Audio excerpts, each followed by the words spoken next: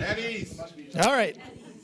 Now can everybody hear me? Okay. All right. So yes, if you go ahead and grab your seats, if you need to get that last cup of coffee or donut or whatever, but we're going to get started here in just a minute. We've got a wonderful speaker for you today. I'm going out that way, Oh, okay. but I wanted to touch base with you real quick. Don't forget to mention the silent. Mike's going to do that. Oh, okay, perfect.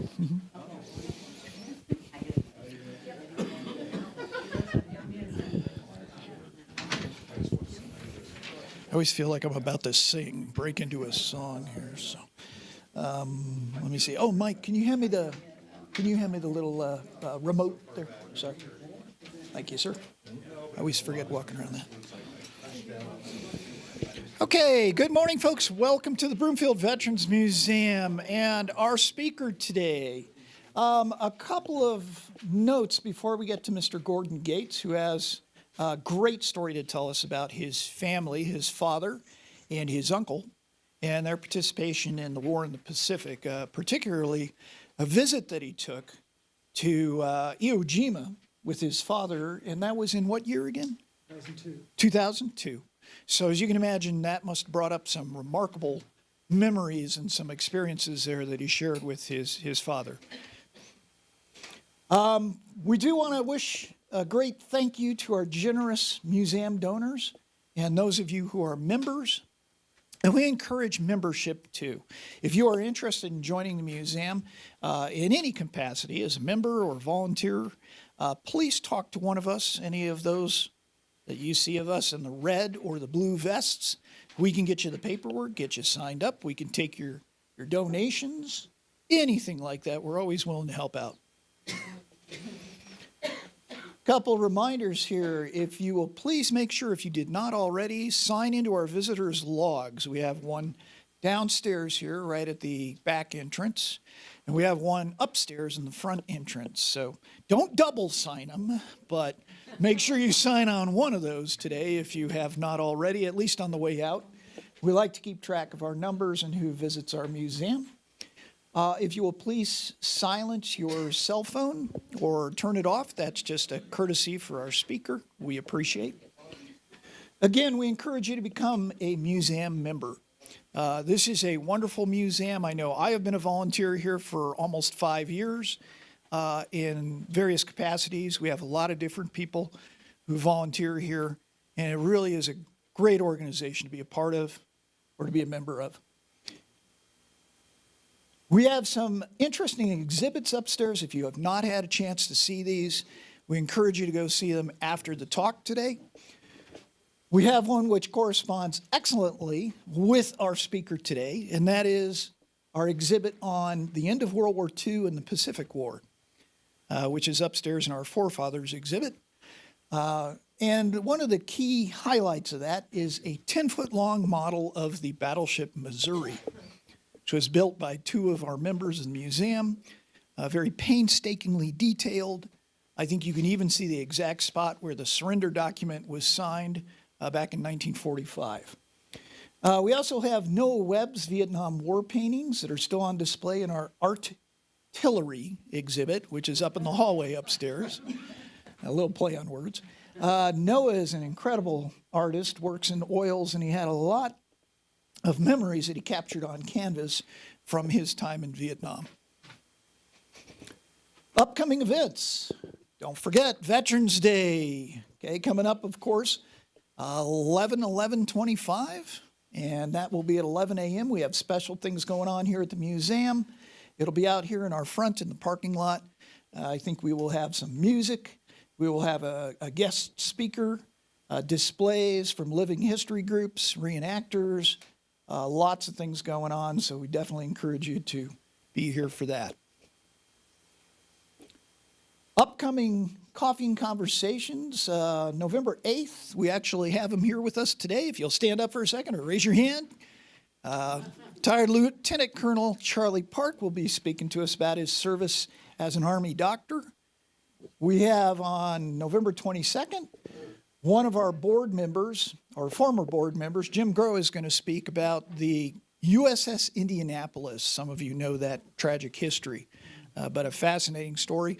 And of course, there is a direct connection. A lot of people don't realize this, with one of the survivors of that sinking of that ship, who was instrumental in starting the Broomfield Veterans Museum. Paul Murphy, yeah. December 13th, Mike Fellows, our very own Mike Fellows, will be speaking about the USS Gwynn and his father's service. I think he was the executive officer on that destroyer during World War II. So some great talks coming up. Definitely encourage you to mark your calendar and be here for those. With that, I'm going to turn this over real quickly to our very own curator, Mike Thomas. He has an announcement to make about these paintings you see on the back wall. Can I get everybody to look at those paintings back there?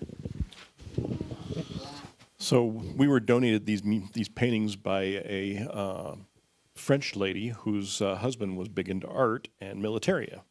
We're looking to do a silent auction on it. We're looking to raise money for some things we need in the museum. So if you would please check it out. I think the minimum bid is $20 on most of those paintings. There's one that's 10, I think. They're really nice painting prints, really well done. And there's little cards behind or in front of the pictures that'll tell you all about the artist that made that picture. Silent auction. So just go back there and sign on and start bidding it up. We need money in the museum, okay? Thank you. When's the decision? Good question.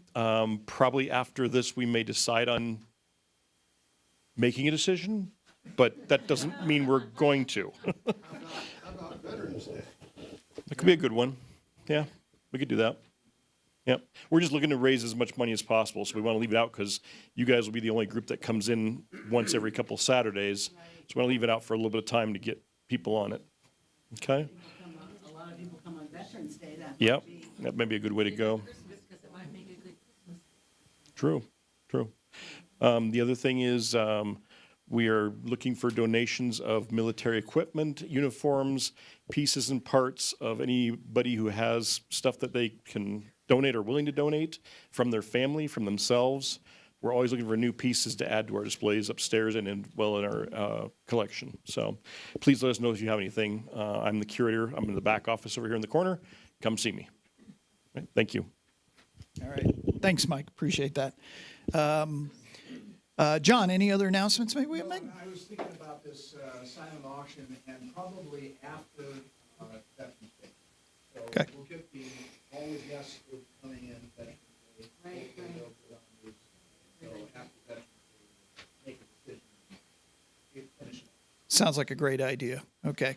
All right, folks, without any further ado, then I would like to introduce Dr. Gordon Gates over here, and he is going to tell you an incredible story about his father and his uncle and their service in the Pacific during World War II. Everybody give a hand for... Is your microphone on? Is my microphone on? Microphone working? Yep. Okay, very good. Well, thank you. I want to thank 3 people who have been pests in my life for about 3 years. Well, Don more recently, Mike Fellows and Terry here, they have been pestering me for a long time to do this because they've known that I had this story to tell and all this information in my basement. How many of you have boxes in your basement you just will get to someday? Okay, that's how this one has been until recently. So I had to digitize everything. My trip to Iwo Jima in 2002 was with film. And so you know what a project that is to digitize. The other thing I want to do is thank the vets, as I have studied and gone through my dad's history in detail now, which I had not done until just recently. I really want to pay my deepest respects to those of you who have served. I did not, but you made a big sacrifice, and thank you. How many have visited Iwo Jima? All right, yeah, 3 of us, very good. So usually when I talk, I had a dental practice in Boulder for 40 years, and I couldn't quit talking about Iwo after I'd been there. And hardly anybody had ever been. And anytime I had a Marine in, I said, well, I have some sand from Iwo Jima, do you want some? So if there's any Marines that would like some sand from Iwo Jima, I brought 45 pounds back. You never know how many people you need to give sand to. The next thing I would like to say before I start is that I'm not going to just tell my dad's story. I listened to a number of your lectures online, and then I came to one a month ago, and I realized that there's a lot of very serious historians here. So I've tried to weave in my dad's story some analysis of the whole Pacific War and also its relationship to the European theater. So the first half is going to be a narration of my dad's story, as well as quite a bit of detail for the really sincere historians. And then in the second half, it's going to be more storytelling. As I studied a lot of this, I noticed that there's a lot of variation in data that you can get when you're trying to, how many died here and how many landings here and what. So I tried to comb through that, and if I quote something that you disagree with, that's okay, but I think in a war setting, data is really hard to gather, and it's not always totally specific. I'd also like to do about 40 minutes, 45 minutes, and then take a quick break, and then come back for another 30. Is that going to work? Yes. Yes, okay, perfect. Also in my pictures, you will notice a lot of black and white photographs, and those are the pictures my dad took on Iwo Jima when he was there. He was on the island for about a year. I don't know what kind of camera he had. I'm guessing it's the old Brownie box camera. I don't know what they had. But he took a lot of photographs, and I had this box to go through and digitize. You'll also see some pictures that I photographed and it's out of his collection, Life magazine from 1945. Life magazine cost 8 cents then. And are there any English teachers here? Oh my goodness. So forgive me if you find any misspellings, okay? I like math and... Grammatical errors. Yeah, well, that too. Just hold it down. Come to talk to me privately. Every time I present, I always know there's somebody's going to see something, and my wife and I go through it, but that math and science were my focus. And then also, just a side note, my dad saved everything. And so I have a lot of the documents in this booklet up here that you might want to see that I'm going to show a number. It's amazing how much he saved from World War II. I even have the menu, which you will see, from 1945 on Iwo Jima. I don't know why you keep those things, but he did. So, without further ado, let's begin. I'm sure you've heard the saying, the war to end all wars. Have you heard that saying? Who said that? Do you know? Wilson. H.G. Wells.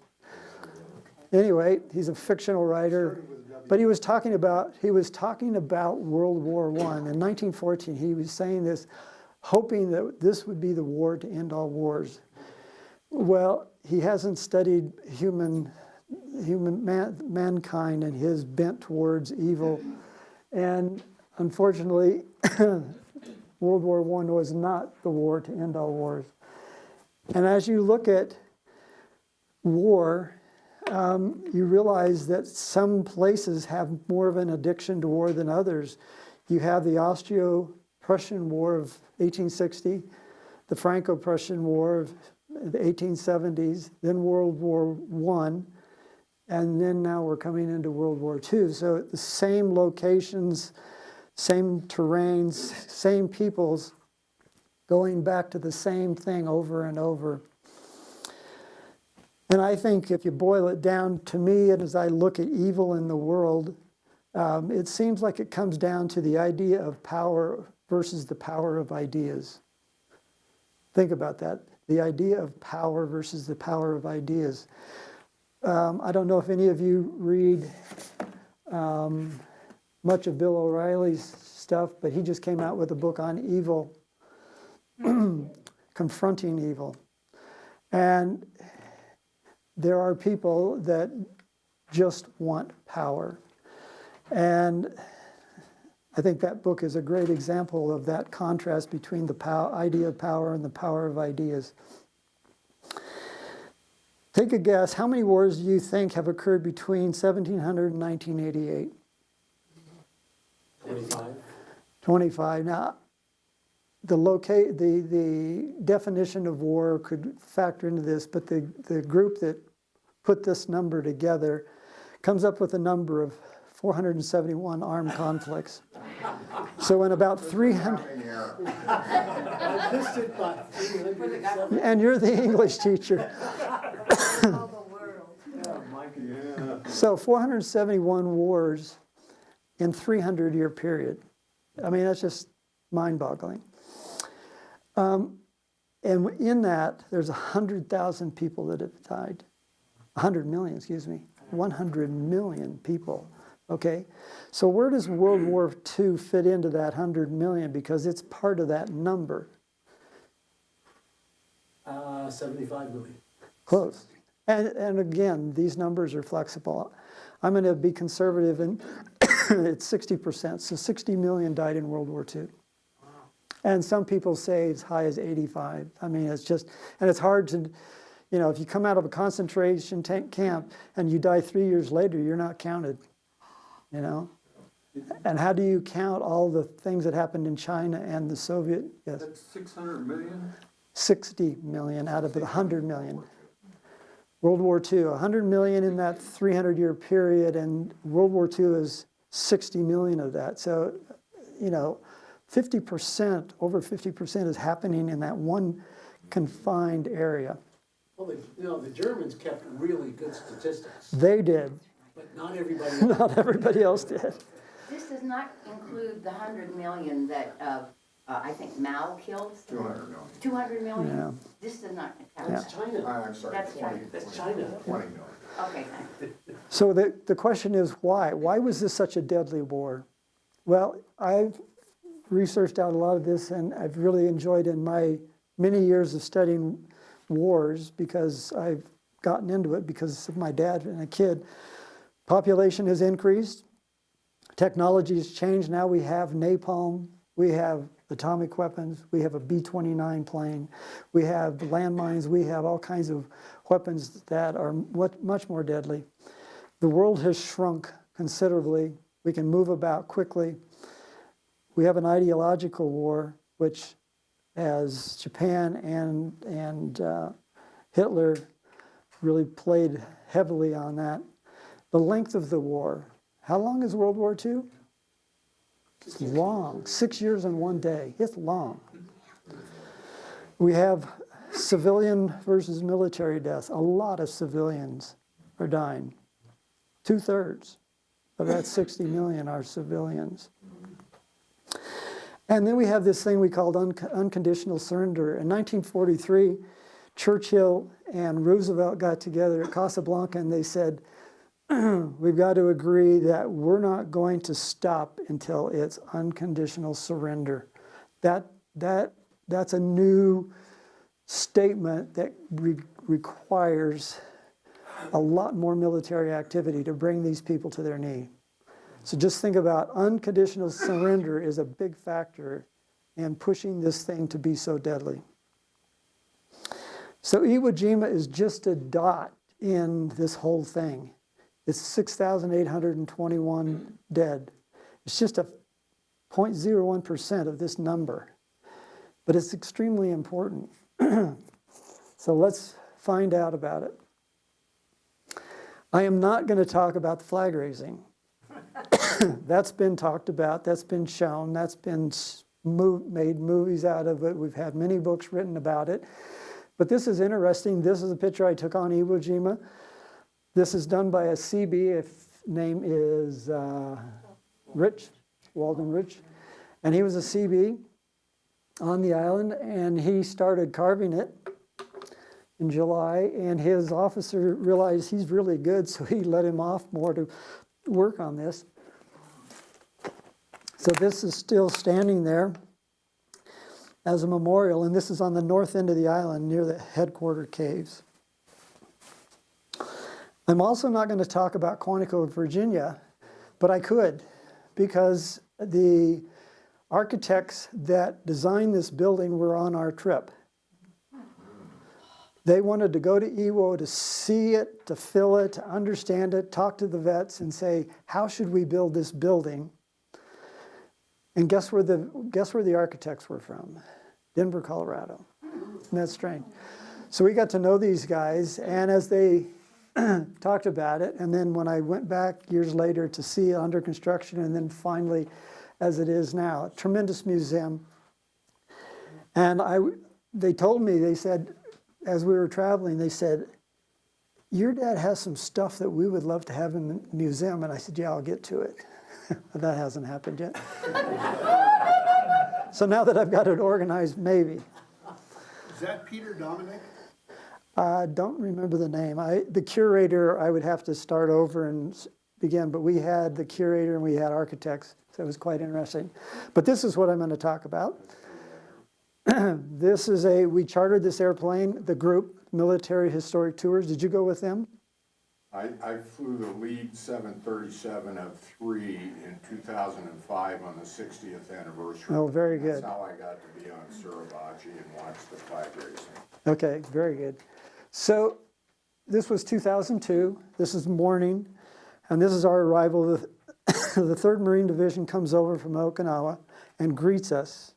They do a military exercise on the island for some period of time, but they're standing there when they open the door and the vets come down. Pretty powerful, very powerful. And this is my mom and dad. So a few thoughts about war. I like this quote that I saw as I was reading about from John Adams. I must study politics and war so that our sons may have the liberty to study mathematics. But then take it another step. In order to give their children the right to study the arts. So, unfortunately, we just can't get out of this sequence of wars. We can't stop and have long periods of no wars. But it's a dream. So, March 14, 2002, here we are on Iwo Jima. And I put these numbers down here because this is the longitude and the latitude. My mom knew where my dad was the whole time. And they did that he would write a letter while he's, wherever he is, and his first letter would put a number that I bought something from John for $14.13. And then the next letter would have, I bought something from Bill that was $21.79, so she could put the longitude and the latitude together. So she followed him through the Pacific. Never underestimate. They should have arrested him. They're giving away classified information. Yeah, well, the stuff I show you, and as I read through his documents, you'll probably say he should be under arrest.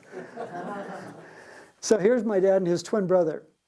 Is Harris, Gordon, Gates, and Bob. So Bob and Gordon, my dad always went by Gordon. And your dad is on the right or the left? My dad's on the left. Thank you. The guy with the waist way down, and my uncle is real tall, waist high like me. So I think I'm really Bob's son. A lot of stuff is coming out here.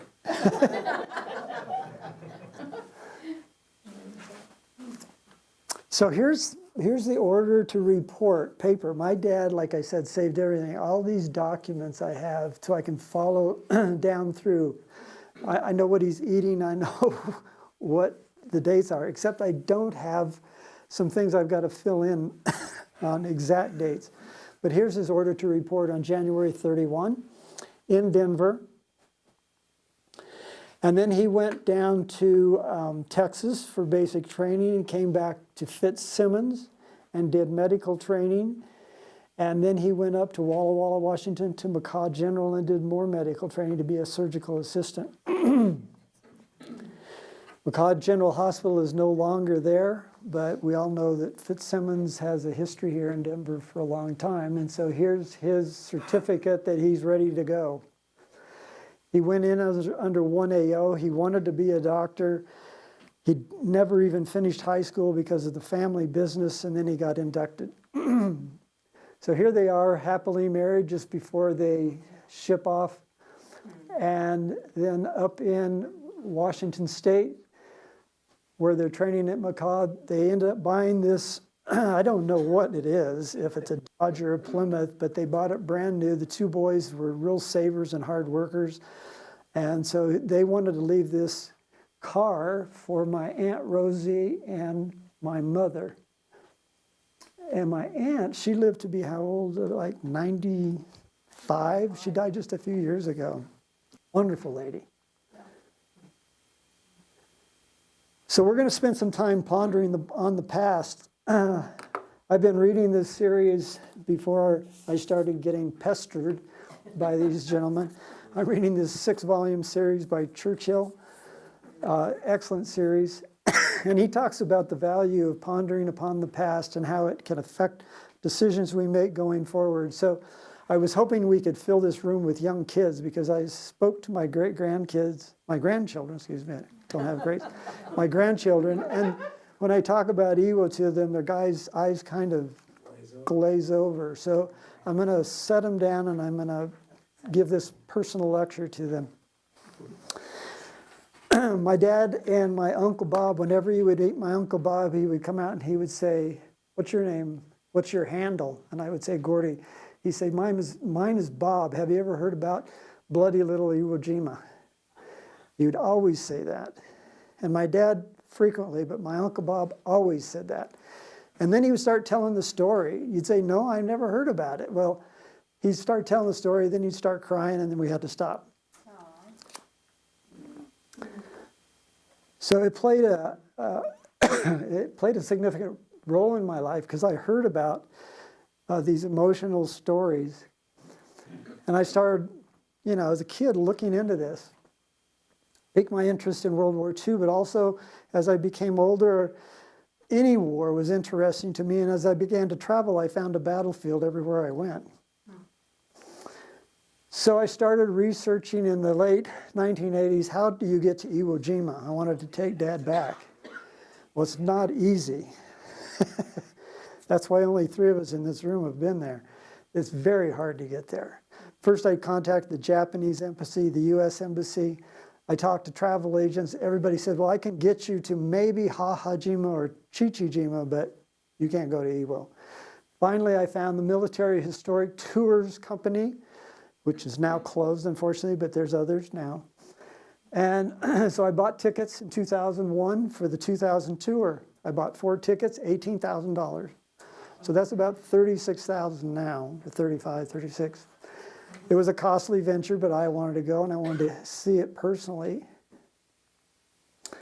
And then what came on? I bought the tickets. 9/11 came. Dad said, "I'm not going." And I said, "Oh, we're going." He goes, "No, I'm not going." And I said, "No, you're going." He goes, "No." Mom says, "Yeah, we'll go." He goes, "No, I'm not going." So we went back and forth for months, okay? Well, we went. And he kind of drug his feet, to say the least. My older sister had to say, "Just go." And he was reluctant the whole way. So in his collection, this is the ship that he was transported out of the U.S. with from Seattle area to Honolulu and then to Guam. This is the Bosfontein.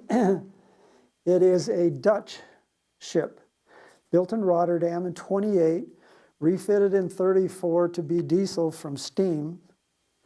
Before the Germans came into the Dutch area, into the Holland and Belgium, they took their ships and they sent them to America to keep them out of the hands of the Germans.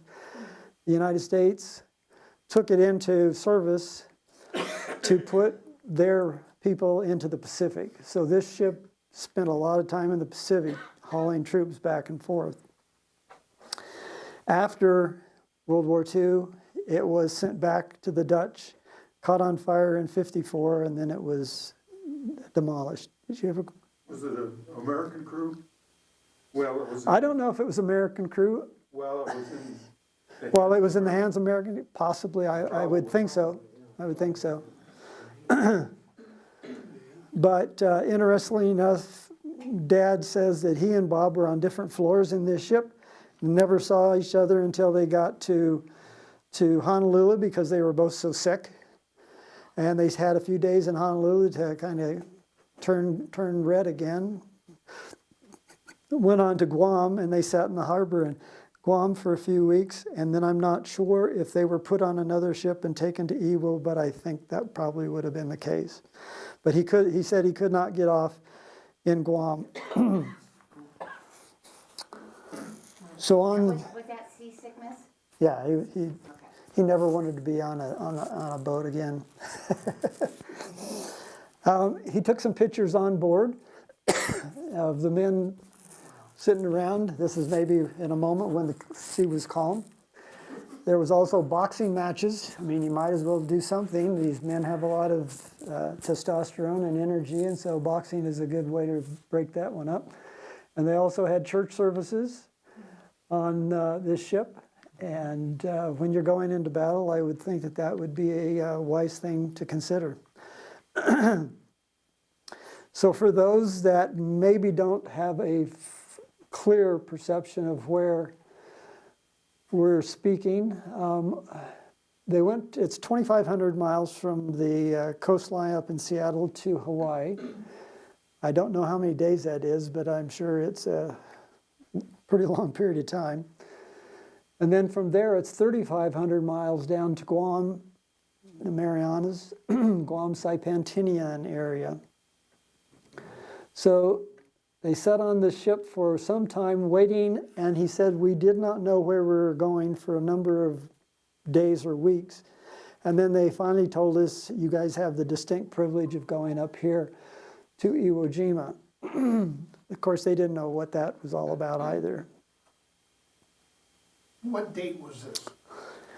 I don't have the specific, I don't have the specific dates, but it's got to be probably mid-February. And 45, correct.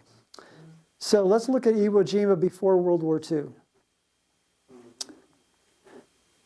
It was first kind of put on the map for at least the United States when Captain Matthew Perry found Iwo Jima and thought it would be a good place for a coaling station. But then that was set aside, and then the Japanese in 1861 took control of it and began to move people onto the island and populate it. There's 5 villages. They're all up here on the plateau. The reason for that is that's the only place on the island where there's any soil that's of any value that you could grow something. When you get down here, it's just that it's this, black sand, okay? But you get up here on these terraced areas, a couple 100 feet higher. Well, you saw that map, it's 371 feet from this ocean. So we have 5 villages up there. In 1944, they say there was about 1,100 Japanese soldiers, civilians, not soldiers, civilians. We have a primary school, a Shinto shrine, 1 police officer, and you have mail 1 time a month. So now that you have these items here, the school, the shrine, you're becoming a real community, and now you're under the control and the direction of the Tokyo metropolitan area, okay? So this is considered Tokyo to the people that are living there. They are in that metropolitan government area. They have a sugar plantation and sulfur mining, and they have refining for both. I can't imagine it was very productive. And of course, some fishing. Only vegetables could be grown there. Rice was not on the menu. That had to be brought in. Takes too much water because they really had no fresh water source. They had rainwater, any desalination that they could do. And anything that maybe have been brought in, but I think that it was totally reliant, and that's why the population is so low. On World War I, there was one military base on Iwo Jima. There's 3 islands in this group of the Bonin Islands. And in 41, the Japanese put an airfield on Iwo, clear down here. This is the one that was present at the time of the invasion. The airfield that I flew into was up here, and there was another one under construction. So the plan was to have 3 airfields. One was done, and importantly, on March the 2nd, the Seabees got in there and they started grading that airfield because they knew that it was going to be needed soon for because B-29s are flying, okay? On March 4, 2 days later, a B-29 lands called the Dynamite, and she lands there on this airfield, and as she lands coming this way, she's taking fire from the north, turns around, goes back. She had engine problems and otherwise, and I guess then she was able to correct that and then take off. So that airfield, after being smoothed out, 2 days later, they're already starting to use it. But I missed one thing. That's very important.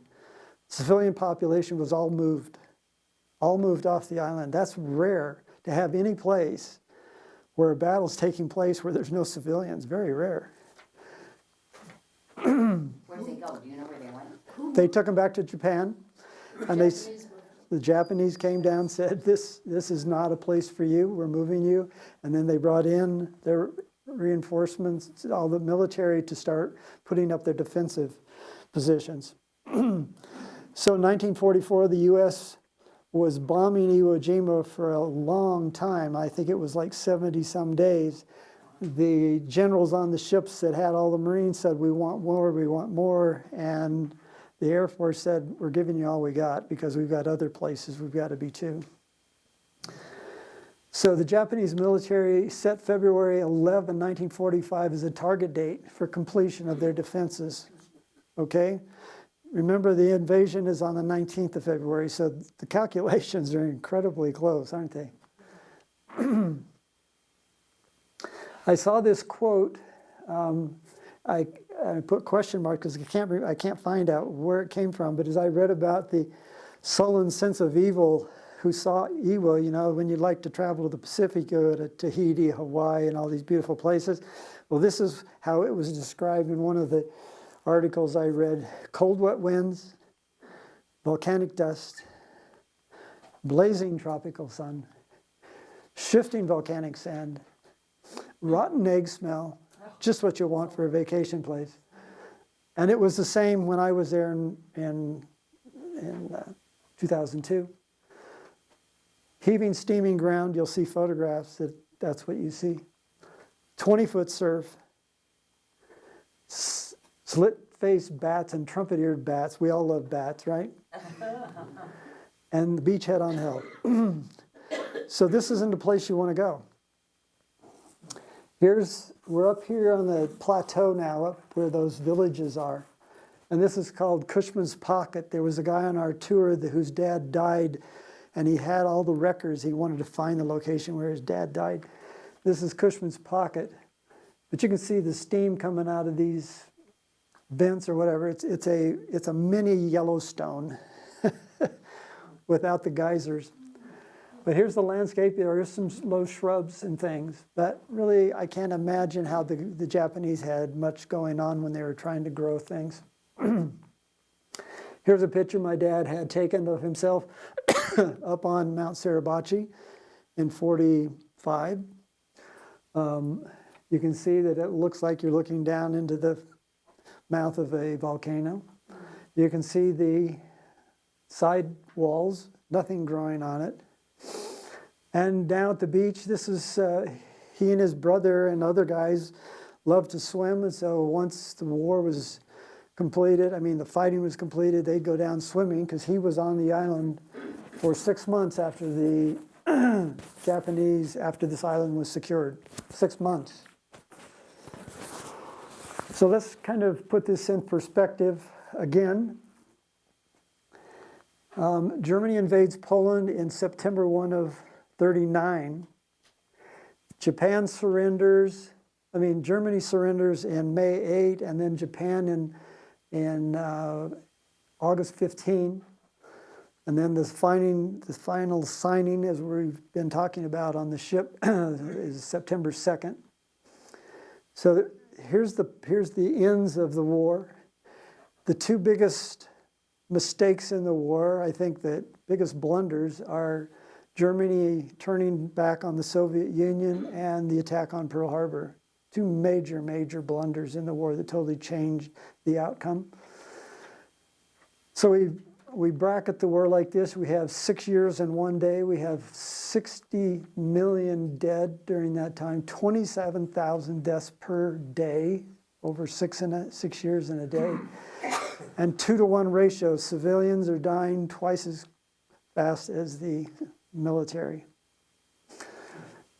Now, this is important because as we go in on Normandy and then progress into Germany, we're now starting to see that we're going to secure Germany, and now some of our resources are being shifted to the Pacific. We now have the manpower, we have the air support and things that we can start shifting over to the vast expanses of the Pacific. So at this point in time, it's really important that the Japanese have an idea that we're coming, because they know that Germany's going down and they're next. So look at how late in the war Iwo Jima is. I mean, it's clear down at the tail end. There's not much left, thank goodness. So on our tour, we went to Guam, Saipan, Tinian, the Marianas. Very important that we had to secure those islands. We spent a whole day going through the campaign on Saipan, and if you look at the numbers of the battle itself, 24 days, and the number of U.S. deaths versus Japanese deaths, it's 1 to 8, 1 American to 8 Japanese, but 10,000 civilians. So they showed us places where civilians were just jumping off of cliffs because they were told by the Japanese how bad the Marines were. Well, they were bad, but not in that way. Guam, another island that had to be secured, and the harbor in which the Bosch Fontaine sat for some period of time, I don't know how long. Here's the statistics on that one. 21 days, 1 to 10 ratio, and 600 civilians. Tinian, which is a key because Tinian has the space to put our airfield that we need. 8 days, 2,600 civilians, 1 to 20. So what was Iwo? I mean, the Marines are very effective in these areas, very powerful, and the resistance is not as monumental as it's going to be when they get to Iwo. So here's Iwo Jima, 36 days of fighting, 1 to 3. 1 to 3. So we have gone from 1 to 20 down to 1 to 3. But again, no civilians. As long as they got all the civilians off, there's no civilians on the island, okay? Which is a precious commodity in war these days, is to not have civilians being taken out. So we spent days traveling all of these islands, going to the campaign, and then after the 3 days on these islands, then we moved on to Iwo. But we're not going there yet. A little time on Tinian, because Tinian is key. You've heard of the 509 composite group, okay? They have, I think, 15 B-29s, specially equipped, made lighter so they can carry more weight. But they are also part of a bigger team of operation of B-29s. And with the 509 comes the atomic bomb pits, which you can find marked and designated on Tinian. When we were there, they were like this. Now they have a glass dome over them. I looked at the newer pictures. But when we were there, this is bomb pit number 1, which had Little Boy in it, and bomb pit 2, which had Fat Man.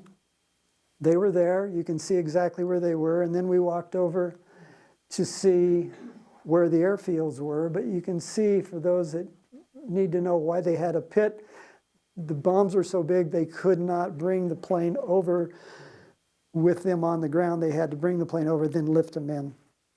So this is Little Boy in its position. So here's Tinian, and here's a picture of another island. What is that island over there? Manhattan. Yeah. Do they look a little bit alike? Okay. The reason I show this is because the Seabees are brilliant guys. And their motto is, we build and we fight. Well, they build. Amazing. Well, they look at this and they look at Tinian and they go, well, let's make this like home. So they say, well, this is Riverside Drive. And this is Broadway. And here's Canal Street. And here's 42nd. And here's 50th. So they've got it named. So now if you're on that island, you know how to get somewhere. If you have any sense of New York, you're good. Manhattan. And the signs are out there just like they are in Bloomfield. That's right. So here's Tinian again.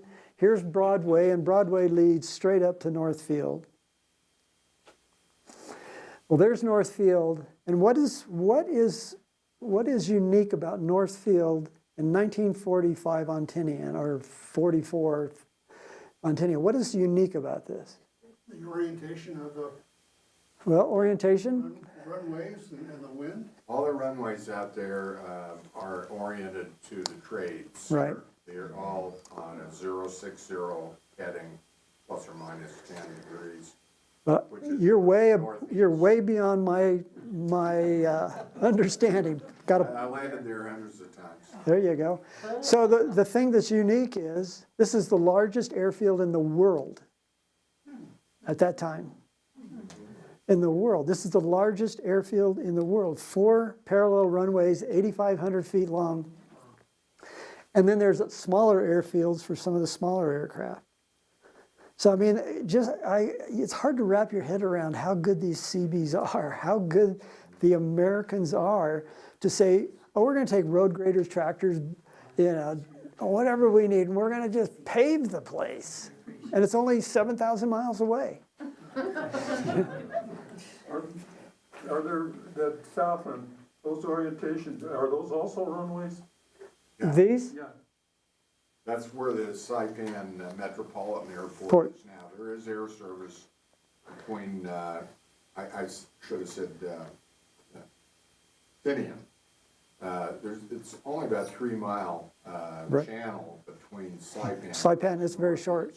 It's enough to get sick on when you're traveling on a boat. My mother did it. So here's a picture of the airfield. This is not mine. I took it offline. But this is what it used to look like. This is what it looked like when I looked down it in 2002. And for your orientation and for those that are interested, this is where the bomb pits were, okay, on this northwestern side. You're looking south here. I'm looking from the north to the south, correct. And this was very interesting. This just popped up on my phone a few weeks ago as I was putting this together. Look at that. Revival of World War II era Tinian Airfield picks up with rehabilitation work out of military aviation, October 225. They've been using this field, we have been using this field for exercises out in the Pacific almost continuously Right. since World War II. So we've been doing minimal Maintenance, but now it looks like we're doing a little more. C-130s could land there on a less prepared Surface. field. Now they're improving them so we can put B-52s out there, I assume. So for your information, to bring you up current, this is what it's looking like today. And we control that territory. The three islands, or the two islands, Tinian, Saipan, and some very small populations on almost uninhabited islands north of Saipan are formed into a government called the Commonwealth of the Northern Marianas Islands, CNMI. And they use U.S. currency, U.S. tax system. English is the primary language, so it's very American. But it has a different status than Guam, which is 114 miles south of Saipan, which is a full U.S. territory. So as you can see, when I was putting this together and I look back at some of your previous ones, I said, I can't just come and tell a story. There's too many brilliant people here. They're going to say, you need to give me some data. Give me something. So thank you for that. Brilliant things. Write that down now. Have you found any? I just had a stroke 2 weeks ago, so there you go. Have you seen much punctuation problem? Not that much. Okay, not that much. Oh, good. Okay, so let's talk about why. Location, location, location. Yeah. So it's important both to Japan and to the U.S. Japan says Iwo is part of the Tokyo metropolitan government. Well, that makes anybody that's on that island feel kind of good, right? You know, we're part of home.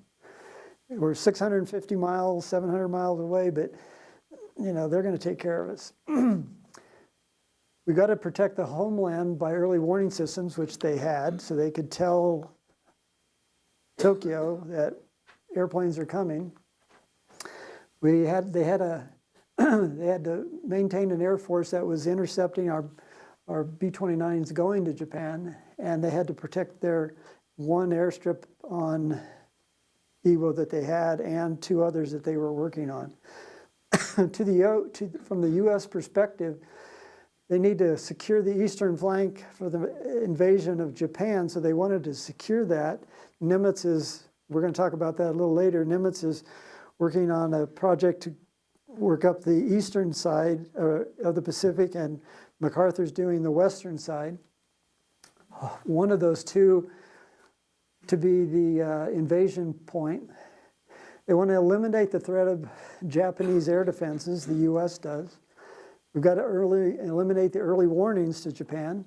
We have to have a secure airstrip for B-29s, 24s. And the number I got, I mean, I've gotten all kinds of numbers, but they say there was 2,251 emergency landings on Iwo. That's a lot. How many men are in a B-29? I think it's 11? 12. 12.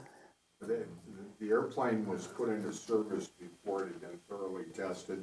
It had a lot of problems with the engines, the pressurization system. So they had a lot of engine failures and that sort of thing. So they really needed a divert field, and Iwo was it.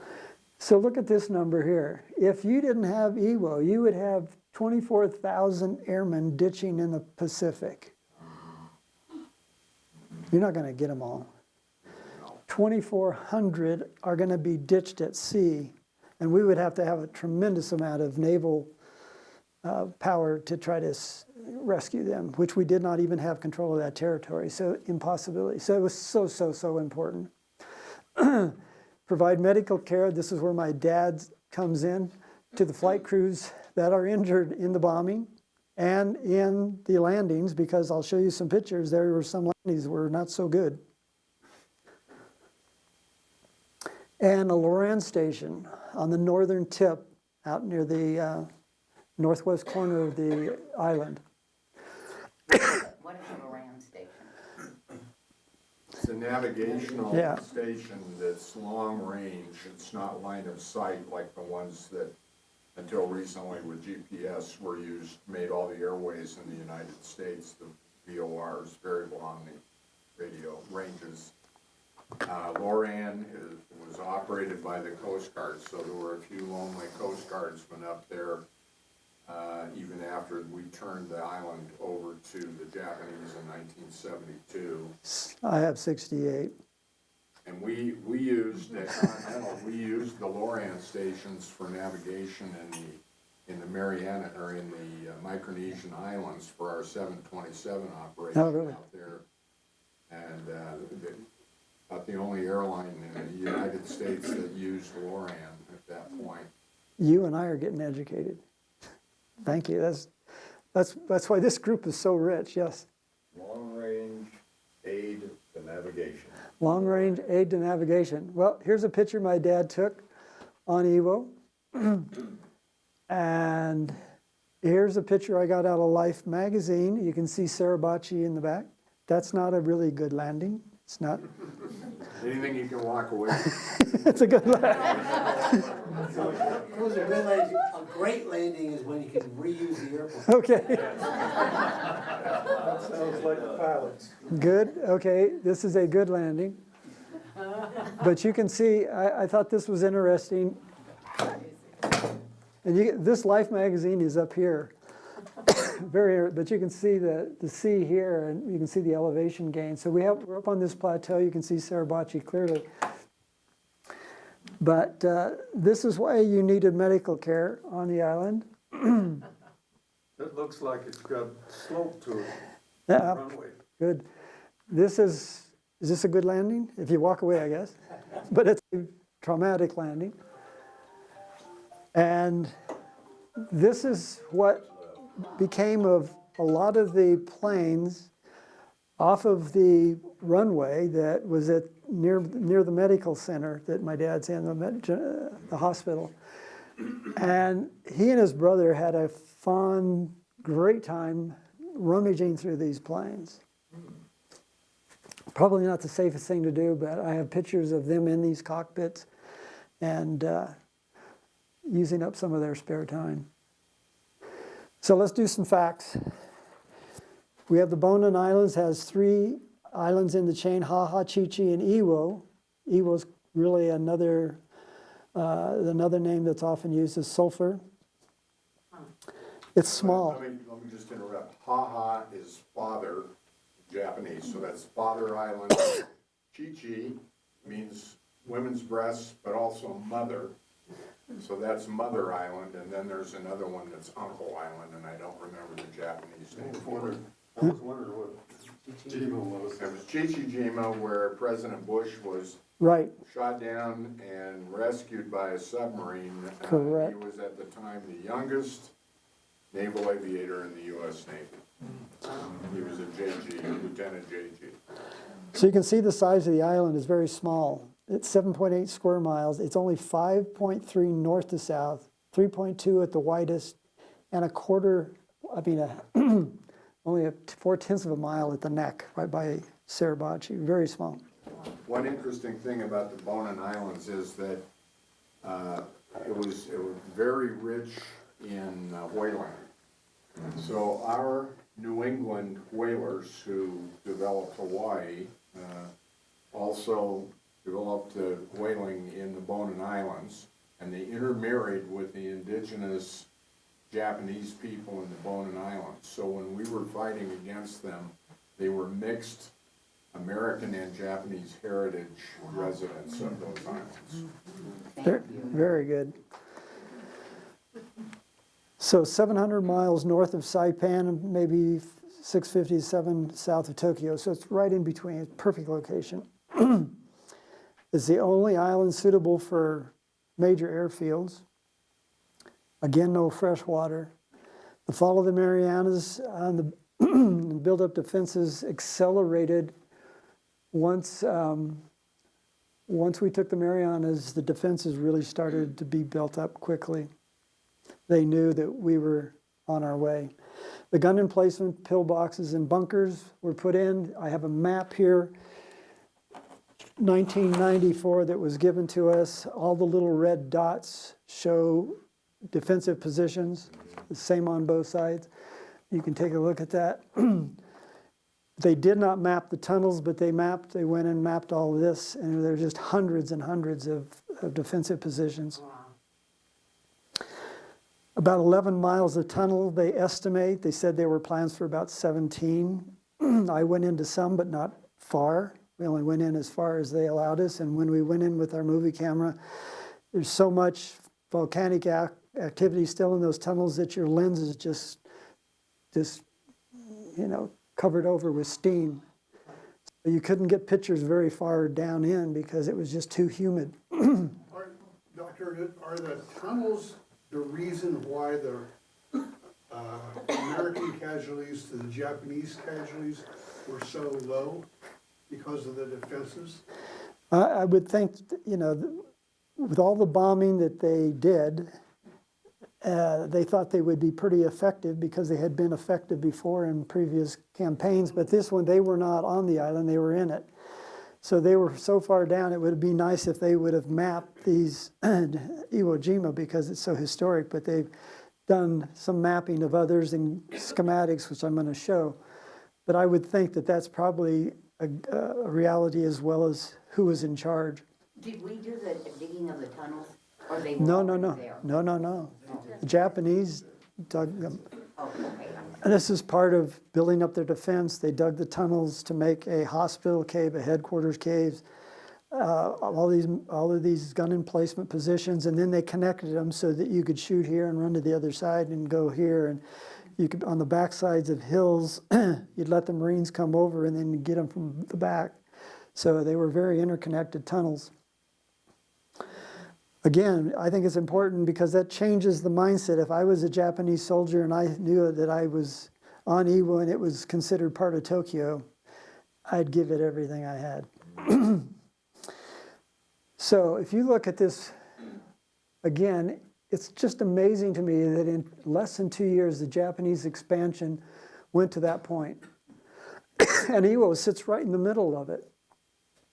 So it's in a really hard position to, if we need to get to Japan, we can't just bomb from a distance. We've got to get something nearby.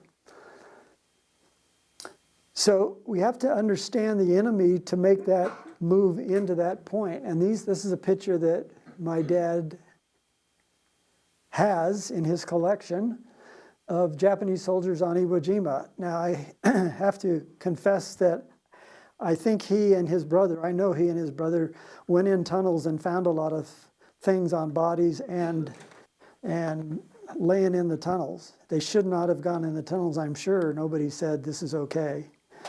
But they had a lot of time to rummage around. So a lot of these pictures that I show are what they are. So I found this quote, which is very good. If you know your enemy and know yourself, you don't need to fear the result. If you know yourself but not the enemy, you're in big trouble. And if you know neither yourself nor your enemy, you might as well just forget going to war. So you've got to know your enemy. You've got to know who you're fighting, and they're studying you. So the Japanese, we studied, and they were looking at us. And here's some of the blunders that we made, or they made. This is a letter that was found and published of a Japanese captain who had been a military attaché in Washington, D.C. in 28. And he wrote this to his wife, and he said, "The United States is the last country in the world we should ever fight. They have too many resources, they're too energetic, too versatile. We can never underestimate the fighting ability of the American people." That was a wise man, right? Well, then we have these wise students at Oxford in 1933. Do you know of the Oxford Union? Have you ever heard of it? Yeah. The Oxford Union is a debating society. It started in 1823, so about 110 years before this time. And these brilliant Oxford students get together and they debate the problems that they're seeing in Europe in 1933. And remember, Hitler has just been named chancellor in 33. So this Oxford Union, they come up to this resolution. It says, this house will in no circumstance fight for its king and country. Well, that's like the wrong thing to publish out to the Germans, to the Japanese, to the Italians. You don't want to tell them that your young people are just not coming. They're just not up to the task. Churchill says this about that statement. He said it was easy to laugh off such an episode in England, but in Germany, Russia, and in Italy, and in Japan, the idea of a decadent, degenerate Britain took deep root and swayed many calculations. So watch what you say. And I'm fearful that the demonstrations I see of our young people today is a message to our enemies abroad that we're not up for the task.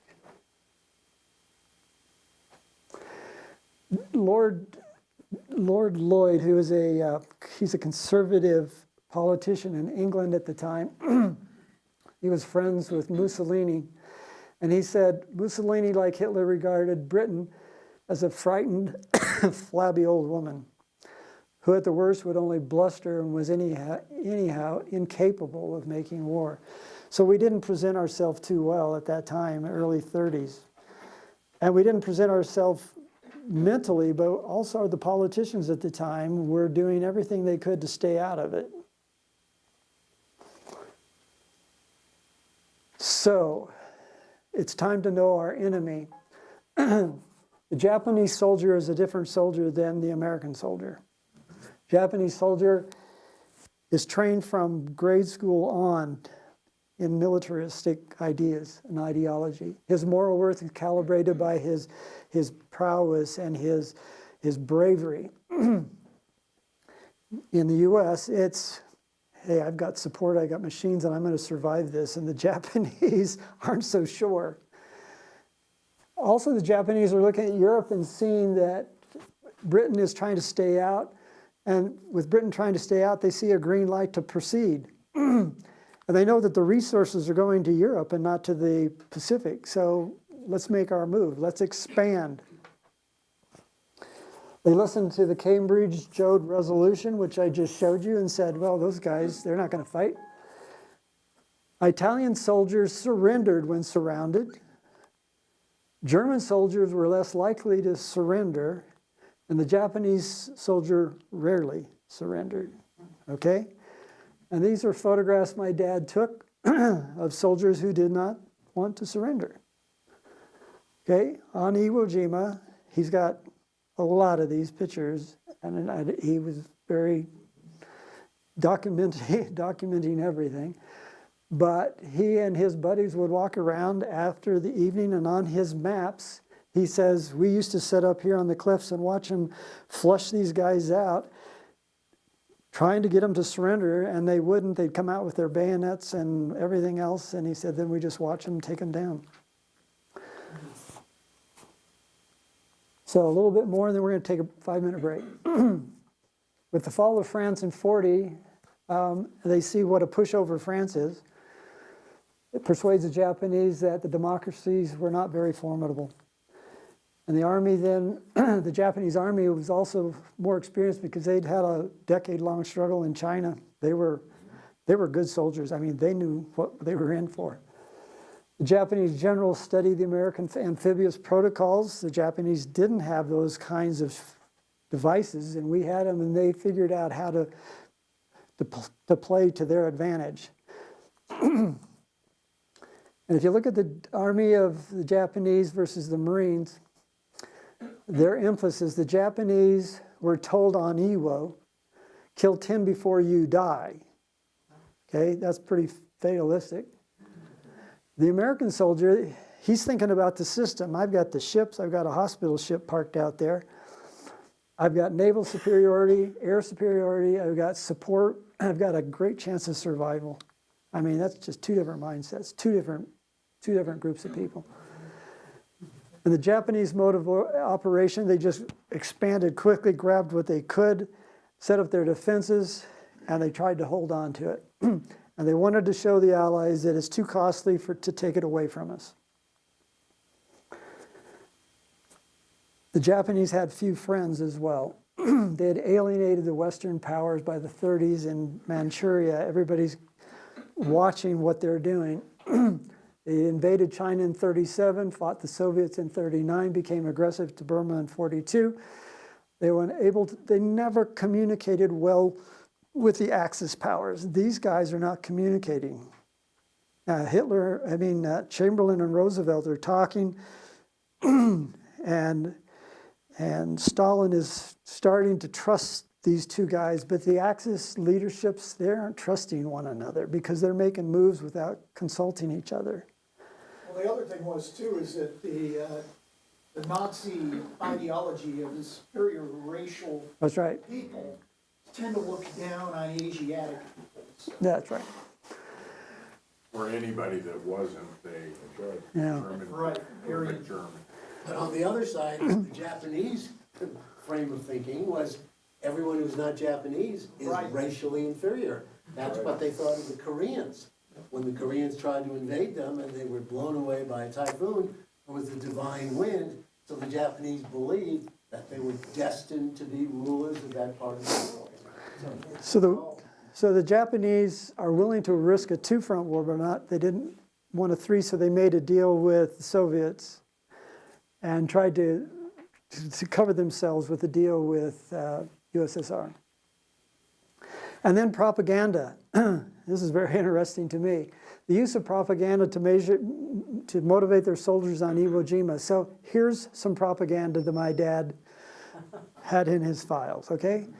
Now, you can name the guys, right? This one up here, it already says in ink, this is FDR.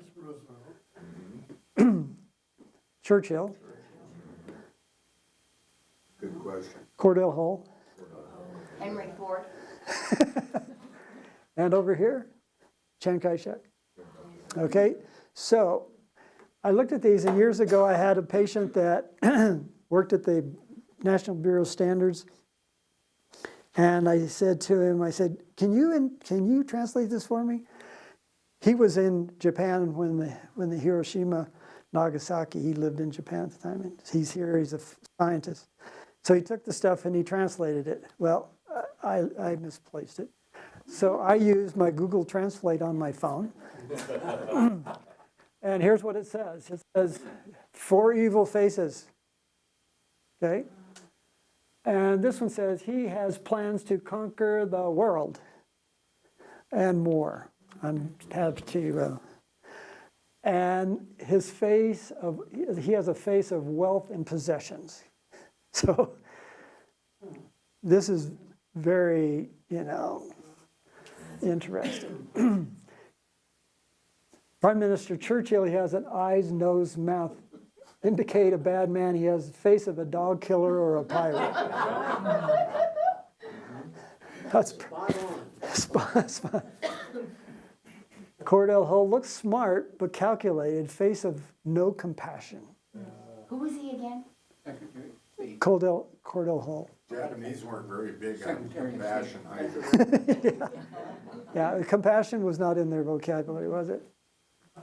And this one for Chiang Kai-shek, smart head, bad nose, twisted thinking, insists on own ego. And now, if I was a soldier reading this, I would know that I'm going to fight. These are bad guys. This whole group is a bad group. So I'm going to do 1 or 2 more slides, and we're going to take a 5-minute break. Not 10, because you guys have already helped me engage. Let's go back to that statement. Remember this statement? Mm-hmm. This is the letter. And who's this letter written by? Attaché. Okay. It's by a guy named Tadamichi Karibashi. And Tadamichi then had the honor by Tojo comes to him, and he takes him to the emperor and says, you are so good that we want you to develop and defend Iwo Jima. It's like, he goes, oh my gosh, this is the worst job in the world. Now, I've read two different takes on this. One is that he's kind of promulgated this idea in his communication while he's in Japan, and they're going, well, you're a defeatist. You need to stand up for what you believe in. We're going to give you a job where you get to do that. Or you are really good, and we're going to give you this opportunity to defend the homeland. Whatever it be, Tadamichi Karibashi is our commander on Iwo Jima from 44, developing it into 45, and he wants to have it ready by February 11, 45. One last picture, we're gonna take 5 minutes. When I went back there in 2002, I went to the reunion because they bring Japanese from Japan and we meet, and they have a little ceremony out on the beachhead. You went, how many were there survivors that went to, In our group, that came down from Japan? just a couple, just a I few. think we had 4 or 5. Yeah, we just had maybe 4 or 5, maybe. They had been captured involuntarily, they'd been wounded and survived, they didn't want to live, but they did. So I'm keeping my eye out for those guys. And I see one guy in a dark suit, and I make a beeline over to him, and he has a name tag on. And I look at him, and his name tag is Toro Tadamichi Toro Kiribashi. This is his son. So I said, Jan, come here. Stand by him. So this is Tadamichi Kiribashi's son, who came down for the reunion. And we got pictures, and if you even take this slide and zoom in on it, you can see down here it says Kiribashi. Wow. So that was like, wow, I have hit the gold mine. This is great. That's incredible. And here's Tadamichi, not on Iwo, I'm sure, because I don't think anything grew that high. No, there are no palm trees. 53 years old, 5'9", less than 200 pounds. He's a general of the Japanese army. He spoke fluent English. He traveled extensively. That's why he knew about us, okay? And he spent time at Fort Bliss in the cavalry school training, okay? So he planned, he constructed, and he oversaw Iwo if it was invaded, and it will be invaded. So let's take 5 minutes and come back, and I'll finish up. But we're doing question and answer as we go, so I think we can take 5 minutes, and anybody needs to go to the restroom, come back, but I'm going to start in 5 minutes. All right, folks, so 5 minutes, be sure to come on back.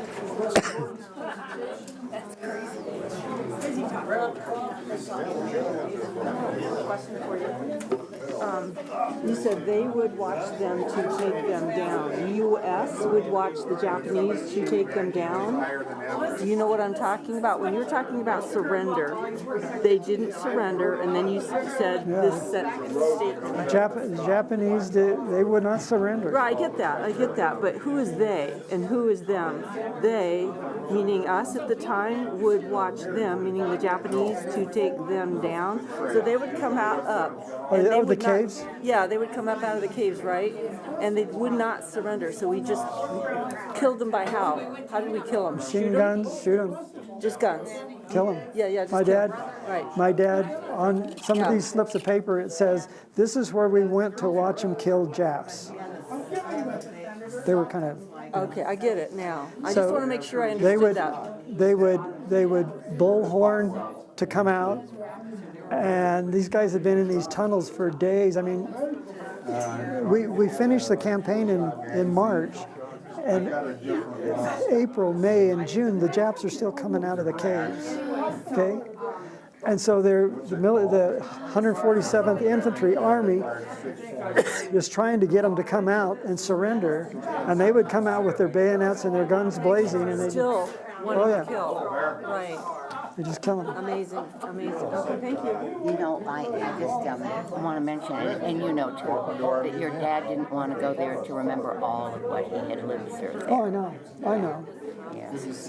I understand that. I understood it, but I figured I had to push him for this opportunity for And in the the family. In the end, he said, when we were flying in, he started crying, and he said, he looked out the window and he saw the island, and he started crying, and he said, I'm not getting off the plane. That's amazing, isn't it? How many I've seen it, but I'm not getting off. I said, no, we're getting off. We spent $18,000. We're getting off. And it supported him to go through all that terror that he had. And so, in the end, what did he say about having gone? I'll tell you. I'm going there. Go ahead. This is fantastic. You know, I wish we could find somebody to do, maybe you know, oh, those filmmakers. This needs to be a film and not made by PBS, okay? But it needs to be on PBS.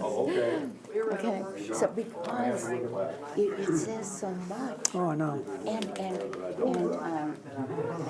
so what county do you live in? What county do you? We live in Boulder. Oh, you're in Boulder, I see, okay. Yes. You're working away at your apple. You're going to get it done before we're done. You take a lot of notes. I try to write as much, just to remember, because I really can't read this. But I want, I can't. Still working on this I one. end up having the time I know. to type it up. But I'll sometimes if you be- want to look at something, you can look at the notes. I do that too. Yeah, there was, yeah. Not my, I don't need, It's been several years. okay. Excuse me, I'm gonna sneak behind you. Pardon me? These are small hallways. Yeah, I see it is.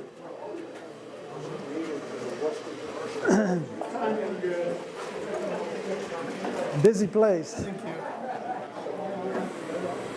Still in existence, we make armor parts and everything, it's really so wonderful.